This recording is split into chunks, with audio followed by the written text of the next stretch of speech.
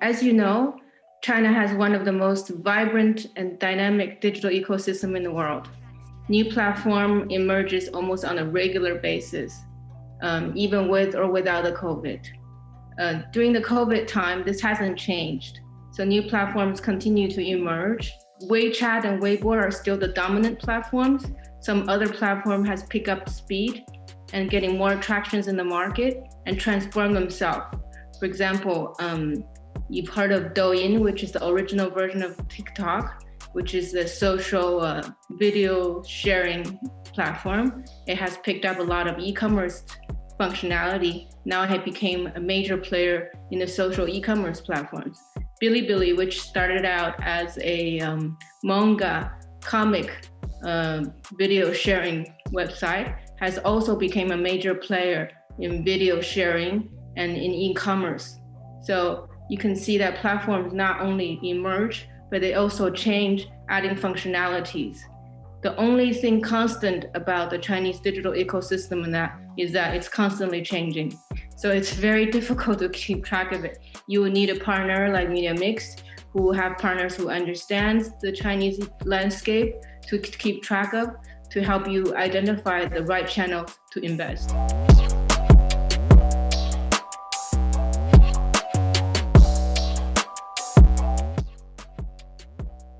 Well, as a matter of fact, the major Chinese platforms have acted very well. They reacted very quickly right after the government had made an announcement about the lockdown.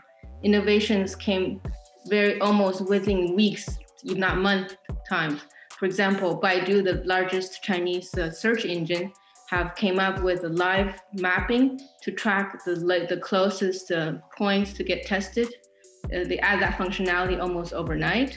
Alibaba's Alipay Life platform have added online doctor consultations. It's also a new functionality which they were able to enable very quickly.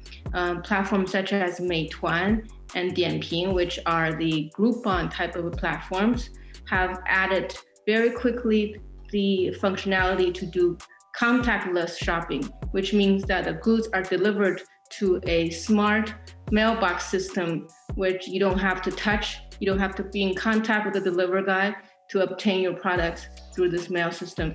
So most of these platforms not only act responsibly, but they also was able to innovate very quickly to help the country to get over the COVID situation.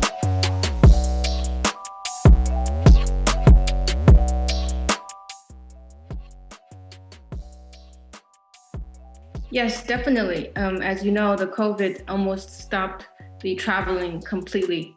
The Chinese used to love travel to purchase goods in Europe for many reasons, such as the variety, such as the experience, also as the differential in the pricing of the import taxes. And of course, COVID put almost a complete halt to that, but they're still purchasing goods. European goods, especially luxury fashion goods, through e-commerce. So there you see a huge surge in e-commerce volume of European goods over the internet. And this trend will continue to develop. So this is not going to reverse. In addition to increase their online shopping behavior, China government also responded by opening up a certain area of the country as duty-free, such as Hainan, which is like an island area in southern China, so that people, even though they're not traveling outside of China, they're traveling to Chinese domestic destinations to purchase goods that are duty-free.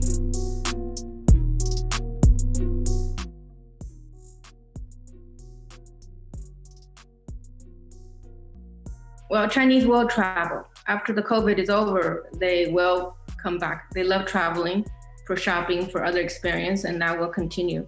So you will see more and more Chinese starting to travel again, but never to the same volume as before, because I think this pandemic, this COVID virus have traumatized not just the country, but entire world about going to places where you're not sure about, especially Europe. The rest of the world has such a reputation of not being able to contain the virus. So the Chinese are afraid.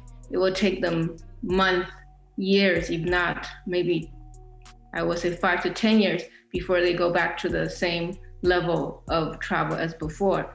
So until then, I think most purchase of European goods will happen within the country. So you see a lot of the luxury groups are putting efforts in opening up more additional boutiques when the COVID is over, increasing their e-commerce efforts, and only 20 to 30% I predict will happen while they travel.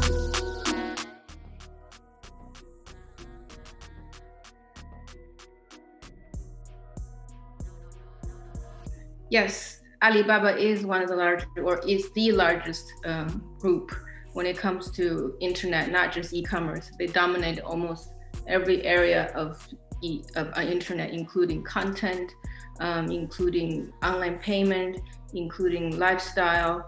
They're huge. And this is the reason why they have had troubles recently from the government about the anti-monopolistic charges against them. But they do have competitors in the country. JD is a very formidable contender. They also have a huge e-commerce ecosystem, which covers every area, categories of consumer goods. In addition to JD, in each of the vertical category, Alibaba also has competitors. For example, in the sector of electronic goods, there's Suning for home appliances. For furnishing, there's also other platforms. So in each of the verticals, they do have competitors. But in all the categories together, I think other than JD, they probably are going to be still the dominant players.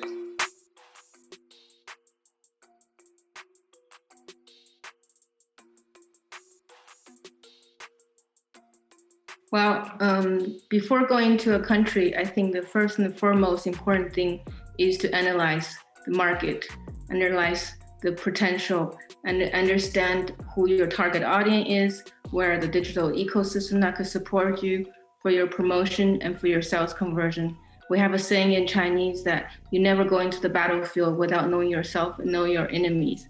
So a lot of European brands make that mistake thinking that, okay, China is huge, there's opportunity, potential is enormous.